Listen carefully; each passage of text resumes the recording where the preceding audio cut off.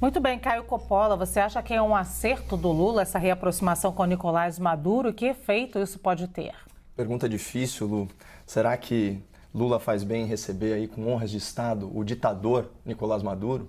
E com perdão do trocadilho, será que é razoável estender o tapete vermelho para o líder de um regime corrupto, autoritário e violento? Será que pega bem para o Brasil ter o seu presidente trocando afagos com um tirano que viola direitos humanos, que frauda eleições por voto eletrônico e que promove a miséria entre o seu povo?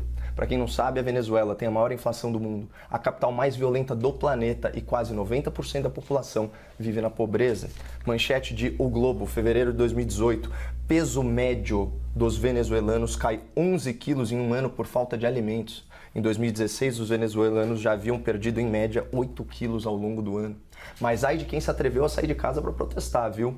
Ó aqui, veja, setembro de 2020, missão da ONU vincula governo da Venezuela a crimes contra a humanidade. Grupo formado por especialistas afirma que o governo de Nicolás Maduro cometeu execuções arbitrárias e praticou uso sistemático de tortura. O jeito então era se organizar politicamente e concorrer às eleições, mas isso é impossível na Venezuela. G1, agosto de 2017. Empresa responsável por contagem de votação na Venezuela denuncia manipulação do governo. O governo anunciou a participação de pelo menos 1 milhão a mais de votantes no pleito. Então, se não tem comida, se não dá para protestar e não tem eleição limpa, o jeito é fugir de lá. Segundo aqui o escritório do Alto Comissariado das Nações Unidas para Refugiados, há 5 milhões e 400 mil refugiados e imigrantes venezuelanos ao redor do mundo. Só de solicitações de refúgio pendentes são 800 mil. É uma tragédia social criada pelo governo da Venezuela e é motivo de vergonha nacional ver o presidente da República, o senhor Lula da Silva, prestigiando tão desnecessariamente o ditador responsável por esses crimes contra a humanidade. Aqui, olha, Estadão, julho de 2019. Tropa de elite de Maduro matou 14 pessoas por dia em 2018, diz ONU. Quem está dizendo isso é o relatório da alta comissária para direitos humanos, Michelle Bachelet. Direitos humanos, esse assunto que você colocou en passant na sua resposta, muito mais focada no Bolsonaro do que no Lula, né? A Michelle Bachelet, ex-presidente do Chile, de esquerda, diz que grande parte das mortes em protestos foram cometidas por forças do governo ou milícias chavistas. Então, a Força de Ação Especial da Polícia Nacional Bolivariana, criada pelo presidente da Venezuela para, aspas, combater o crime e o terrorismo, foi responsável pela morte de quase 6 mil pessoas ano passado e outras 1.500 nesse ano. É um esquadrão de morte, denunciado publicamente. Ainda assim, o presidente brasileiro, na hora de escolher um líder para ser recebido com pompa e prestígio, vai recorrer a quem? Justamente Nicolás Maduro e justamente por questões ideológicas, como você mesmo denunciou, Zé. Ou seja, o Lula age como um chefe de Estado, não como chefe de partido político ideológico. Porque eu, como partido político ideológico, posso dizer, não, eu não dialogo com aquele partido, eu não faço isso, eu não faço aquilo, com aquele eu não sento. Agora, como chefe de Estado, eu tenho que pensar no país e nas populações do país. E se eu puder trazer alguém como Nicolás Maduro para um campo mais próximo dos direitos humanos, como várias vezes eu vi iniciativas do Brasil durante o governo Dilma, dialogando com ele sobre esses aspectos, por que não? Ou seja, eu tenho que fazer isso. Eu tenho que ser contra aqueles que atacam o princípio da autodeterminação dos povos, mas eu tenho que ser a favor das relações plurais com China, com Venezuela, com Urbán, com Rússia, na defesa da paz e do desenvolvimento internacional. Tá bom, Zé, vamos lá. Autodeterminação dos povos, segundo a Wikipédia. A autodeterminação dos povos é o princípio que garante a todo povo de um país o direito de se autogovernar, realizar escolhas sem intervenção externa, exercendo soberanamente o direito de determinar o próprio estatuto político. Como é possível falar em autodeterminação dos povos na Venezuela, quando você tem uma manchete como essa, O Globo, outubro de 2017, Organização dos Estados Americanos denuncia fraude em eleições venezuelanas, resultado ilegítimo, chavismo elegeu 18 governadores. Ou seja, trata-se de uma ditadura na qual o povo, quando se manifesta, é morto nas ruas.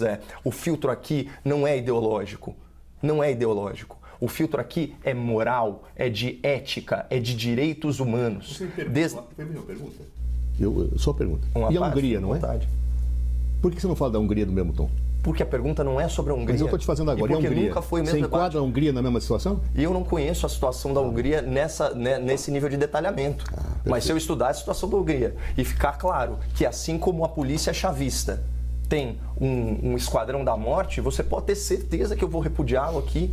Agora, o que eu não ouço é você repudiar as ações venezuelanas. Acabei de repudiar agora. Eu tenho críticas à Venezuela. Acabei de dizer que eu tenho críticas. Admita que é um ditador, que é um torturador e que é um assassino. Não. Admita aqui em rede nacional, são os relatórios da ONU. Eu não vou admitir o que você quer, eu admito o que eu acho. Tudo bem. É o que você acha, mas o que você acha não condiz com os fatos, Os teus fatos, não com os meus. Os fatos da Organização dos Estados Americanos, os fatos da ONU. Organização dos Estados Americanos. Os fatos da oposição venezuelana, os fatos de 5 da oposição milhões de pessoas. Venezuelana. Os 5 milhões de pessoas que abandonaram a sua pátria com roupa do corpo. Né, e foram se exilar, os 800 mil pedidos de refúgio. Essa é a tua Você versão. vai negar a violência. Não. A minha versão. Eu não estou negando a violência, eu estou negando a parcialidade para xingue-os do que você acusa, do que você faz. O meu filtro é do direitos humanos. Eu só li aqui notícias. Notícias. Fatos. Aqui na CNN, a gente começa com os fatos. A partir daí, China, a gente constrói por que você acha? O Brasil deve manter relações com a China? Com certeza, porque Hungria é um parceiro também, comercial Rússia relevante. também, e Rússia não? Pô, a gente dependia dos fertilizantes Depende deles, do comércio, não dos valores. Não é então, isso. Se é relevante, mantém. Você só pesa. Percebe? Você está querendo comparar a relação econômica do Brasil com a Rússia, do Brasil não. com a Venezuela? É política. A gente não depende da Venezuela, a gente depende do fertilizante russo. A Venezuela. Sem dúvida nenhuma. E outra então, se eu sou dependente, eu sou subserviente. É não, isso? mas são coisas distintas. Não, agora, você distintas. falar, Zé, você está interrompendo agora, eu já fui muito gentil com seus apartes. Não, eu fiz pergunta, né? Se eu podia fazer pergunta, você aceitou. Mas peço desculpa. E depois, não, tudo bem. Agora é o seguinte, primeiro, algumas coisas. Se a política externa do Brasil tivesse sido o desastre que você coloca aqui para a nossa audiência, como explicar o recorde na balança comercial brasileira, recorde de volume de exportação, recorde de valor de saldo líquido positivo, teve ano de mais de 60 bilhões de dólares de recorde, aumento nas exportações da China. Então, quem demoniza a política externa do governo passado não é certamente o Partido Comunista Chinês e o governo da China. É a oposição brasileira. E é legítimo, você está fazendo. Agora, eu não vou discutir violação de direitos humanos na Venezuela, Zé. Isso é um dado da realidade, a realidade se impõe. Morreram centenas de pessoas. A gente aqui está falando matéria da imprensa tradicional, gente séria, falando em 18 mortes por dia. Eu não vou debater isso. Isso não está sob debate. A gente está falando de um ditador, num regime assassino, que frauda eleições e que pauperizou a sua população. Você tinha, em 2014, só 5 entre 10 pessoas na Venezuela vivendo em pobreza. Agora você tem 9 em 10. Esses são os fatos, sabe? Isso a gente não vai discutir. Agora, tudo bem, olha, poderíamos ter relações mais próximas e tal. Sabe, vamos falar, quem recebeu o Nicolás Maduro, você sabe? Além do Lula, esse bastião da democracia, só os países do OPEP. Irã é uma democracia? Kuwait é uma democracia? Argélia é uma democracia? Turquia é uma democracia? Esses são os países que receberam Nicolás Maduro. E agora a gente tem o nosso presidente da República, ele não está dialogando com o Nicolás Maduro, ele está pagando pau, ele está passando pano, ele está lá como um vassalo ideológico, legitimando esse monstro. Nicolás Maduro é um monstro, não segundo a minha opinião, segundo os fatos relatados pela ONU, relatados pela Michelle Bachelet.